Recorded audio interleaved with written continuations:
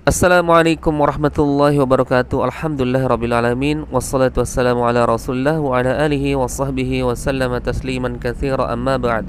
Baik teman-teman, satu video yang menarik ya, yang insyaallah ini menjadi cerminan, yaitu dakwah salaf begitu mudahnya diterima oleh semua kalangan, baik kalangan awam, intelektual maupun di kalangan para artis teman-teman, baik itu pemain film, artis sinetron maupun para musisi-musisi senior teman-teman.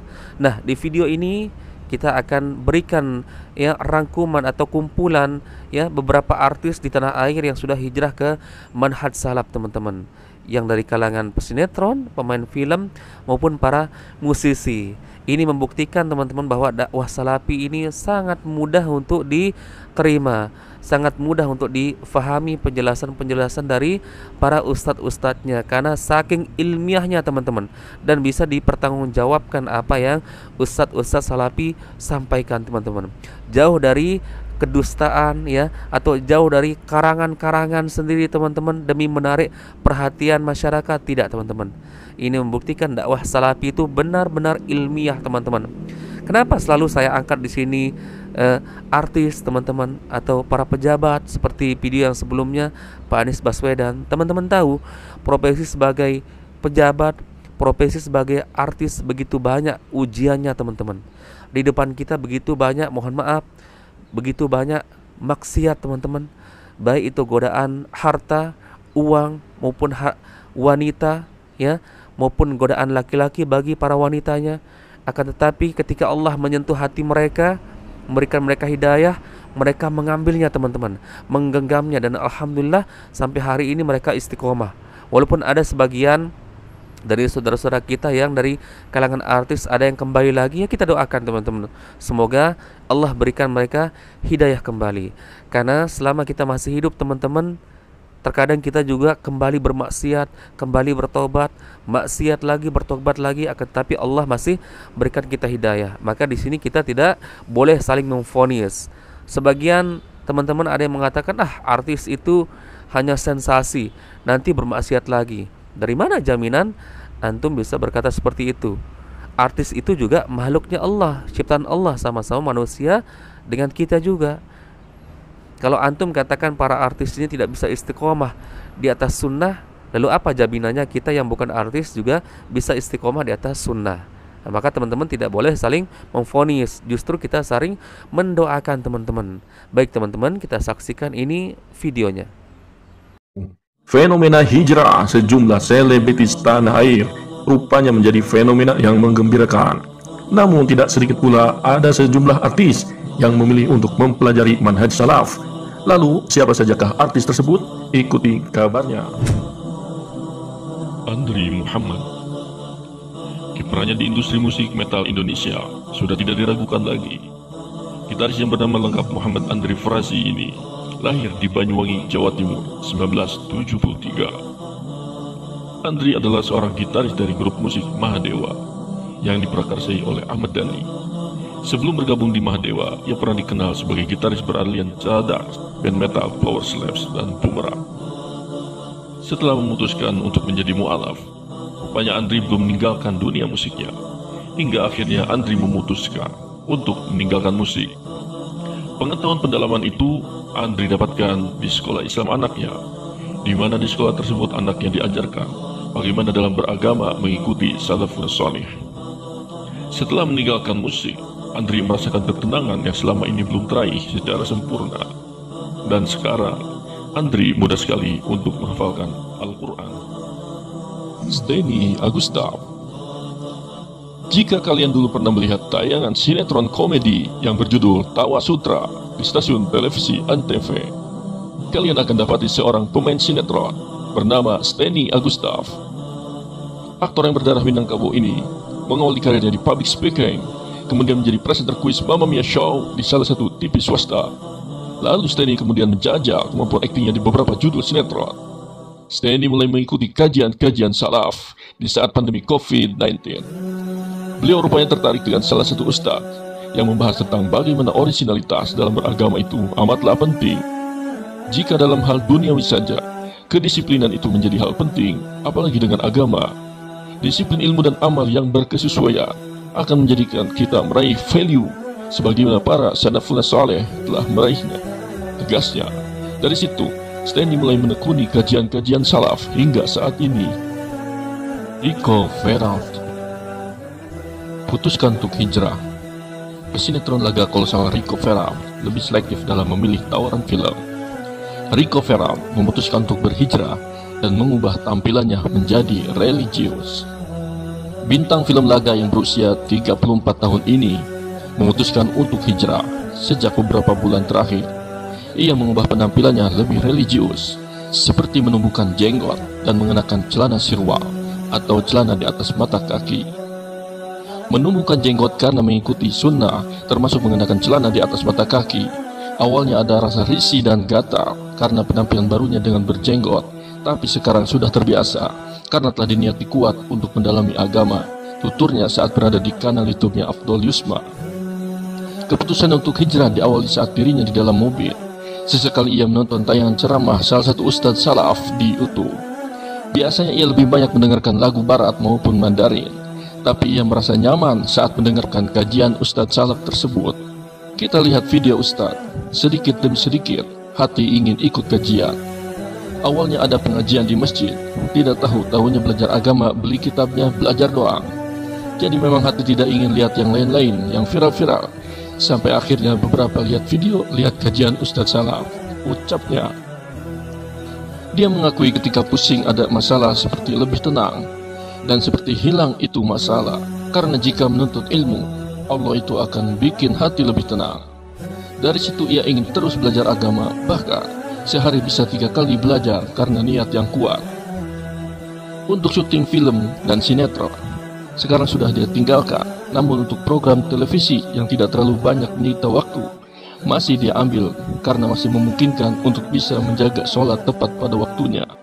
Dan sampai saat ini, Rico masih aktif mengikuti kajian salaf. Alhamdulillah. Eggy John vakum dari dunia hiburan dan sempat menghilang selama beberapa tahun terakhir. Artis yang bernama lengkap Eggy John Forrester kembali hadir dengan tampilan baru. Meski begitu, kehadirannya ke hadapan publik berbeda jauh dengan masa lalunya yang kini mengaku sudah hijrah dan mempelajari manhaj salaf. Lalu bagaimana kisah spiritualnya? Siapa yang tak kenal sosok Eggy John yang sempat terkenal di masa remajanya sebagai bintang sinetron di Indonesia? Wajahnya kerap hadir dan ditayangkan di stasiun televisi dengan aktingnya yang apik di era 2000-an. Dan setelah itu kabarnya tak pernah terdengar lagi. Rupanya hilangnya artis 33 tahun itu dari dunia hiburan lantaran tengah mencari pengalaman spiritual. Hal itu ia ungkapkan dalam kanal YouTube Kasih Solusi yang mengaku tergugah hatinya di tahun 2015 silam. Gue mulai kesentil itu tahun 2015 kayaknya. Waktu itu gue melihat pesta-pesta tahun baru. Kemudian ada dakwah di YouTube membahas tentang perayaan tersebut. Ngapain dirayain, bakar-bakar? Tenang Eggy. Bintang film Kota Tua Jakarta itu menuturkan, informasi tentang perayaan tahun baru itu membuatnya merasa minim ilmu agama. Hingga akhirnya Eggy John memutuskan berhenti dari berbagai aktivitas yang bertentangan dengan agama Islam, meski harus menanggung rugi dengan bayar penalti kontrak yang ia batalkan.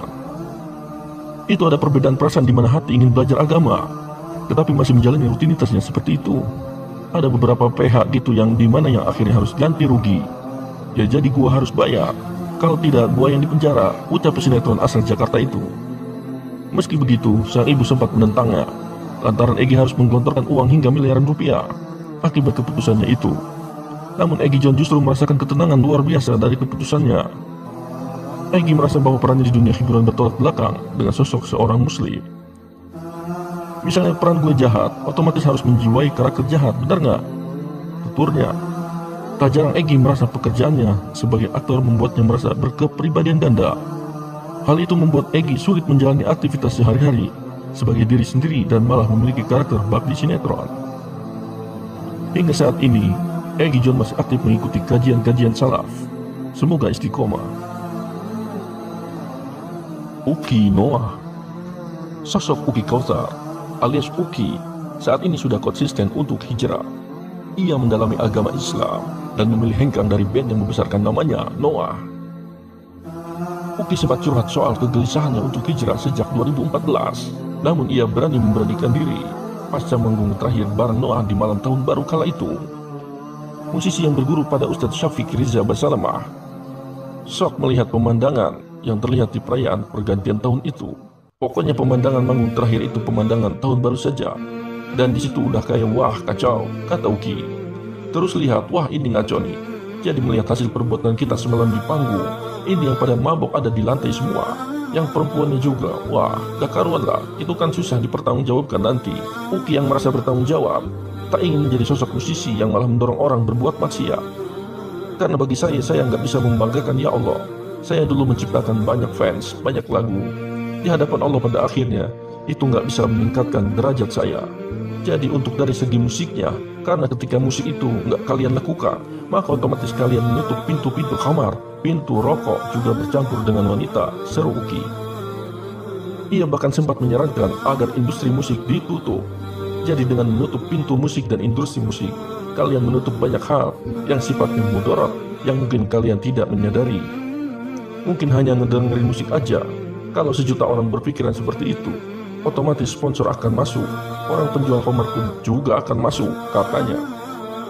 Ia juga mengingatkan para musisi untuk tidak ikut menjadi pintu maksiat. Jadi saya mengingatkan diri saya sendiri, buat kalian juga, buat para musisi juga, jangan mau menjadi pintu maksiat untuk orang lain memasuki maksiat itu. Jadi tutup setutup-tutupnya. Jangan mau kita jadi pintu maksiat, seru Uki. Sampai hari ini Uki masih mengikuti kajian salaf, dibimbing langsung oleh Ustadz Syafiq Basalamah. Semoga istiqomah. Bejah The Fly. Hamzah, atau yang lebih dikenal sebagai Bejah, ex-vokalis The Fly, belum lama ini mengungkapkan dirinya pernah 3 kali gagal hijrah. Ia mengaku berusaha mendekatkan diri kepada Tuhan setelah masuk penjara, kendati begitu, langkah menuju kehidupan yang lebih baik itu tidak mudah. Bejah awalnya kesulitan untuk menemukan arti hijrah yang sesungguhnya. Demi menemukan makna yang sesungguhnya, Bejah sampai harus 3 kali gagal berhijrah. Saya sempat hijrah 3 kali gagal. Hijrah pertama karena saya nggak tahu ya. Saya kan pengen dekat dengan Allah. Gimana caranya pengen hidup benar? Itu kok hijrahnya amalannya kok seakan-akan taubat saya nggak diterima sama Allah, kata Bejah dalam testimoninya di kajian Ustadz Khalid Basalamah. Dalam hijrahnya yang kedua, Bejah mengamalkan amalan di luar perintah Allah dan tidak dicontohkan oleh Rasulullah SAW.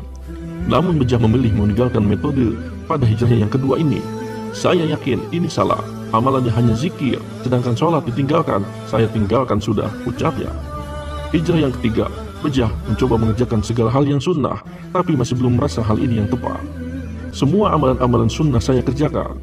Sehari itu bisa 3 kali saya datangi pengajian sampai akhirnya saya keblinger karena banyak yang dibilang sunnah. Ujar Bejah. Saya sampai minta kepada Allah saat membaca Al-Fatihah itu sampai nangis, gak berhenti-berhenti tuh. Ya Allah, tunjukkan jalanmu yang lurus. Saya gak mau tersesat kayak dulu ya Allah, imbuhnya. Pada akhirnya, hidayah pun datang lewat kajian yang ditemukan Bejah di salah satu media sosial yakni YouTube Ustadz Khalid Basalamah. Di kanal tersebut, Bejah menyimak video yang berjudul Ibadah Harus Dipaksakan. Bejah pun menyampaikan harapan untuk dirinya sendiri. Semoga Allah mengampuni dosa-dosa anak di masa lalu. Ya Rabbku, dulu anak mengajak umat untuk bermaksiat. Sekarang bantulah anak untuk mengganti dosa-dosa anak yang lama, kata Bejah. Sampai hari ini, Bejah masih aktif berdakwah di dalam Instagramnya. Sampai hari ini, Bejah masih aktif berdakwah salaf di akun Instagramnya. Semoga istiqomah.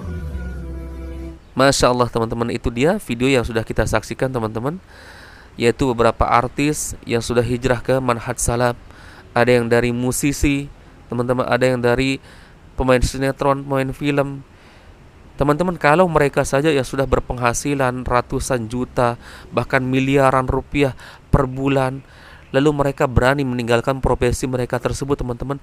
Lalu bagaimana dengan kita yang kadang bukan artis, atau yang hanya musisi-musisi genjreng-genjreng saja teman-teman, kadang-kadang ikut menghujat karena mendengar ustadz-ustadz salafi mengatakan musik haram. Padahal tentunya ustadz-ustadz salafi ketika mengatakan hukum perbuatan ini haram, hukum perbuatan ini syirik, bid'ah dan yang lainnya, tentu itu menggunakan dalil teman-teman. Dan yang diharamkan, dibid'ahkan adalah amalannya. Kalau orangnya tidak teman-teman, karena orangnya bisa bertaubat, masih ada kesempatan untuk kembali lagi ke jalan yang benar sesuai dengan Al-Quran dan Sunnah teman-teman. Jadi bukan memvonis individunya teman-teman, tapi menghukumi perbuatan atau pekerjaan yang dia lakukan teman-teman. Barakallahu fikum, semoga video ini bermanfaat. Bertemu lagi teman-teman di video berikutnya. Assalamualaikum warahmatullahi wabarakatuh.